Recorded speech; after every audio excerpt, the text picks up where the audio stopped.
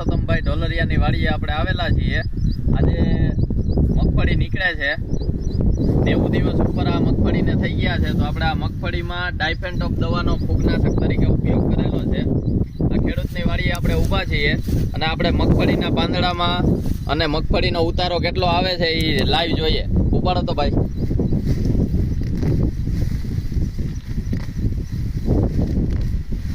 જો આ હારમાંથી મગફળી ઉપાડે છે અને એની અંદર ટપકાનો રોગ કે ક્યાંય દેખાતો નથી અને માંડવીના તમે દોડવા જોઈ શકો છો। આ ડાયફેન્ટોપ દવાનો ઉપયોગ કરેલો છે। બસ હવે એમાં બતાવો, પાંદડામાં ટપકાનો રોગ ક્યાંય નથી અને મગફળી સારામાં સારી છે। આ ડાયફેન્ટોપ દવાનો ઉપયોગ કરેલો છે। ગામ ગળત, પરસોત્તમભાઈ ઢોલરિયા। આજે 11 તારીખ છે, 11/9/2024। આ મગફળી જોઈ શકો છો તમે, સારામાં સારી છે।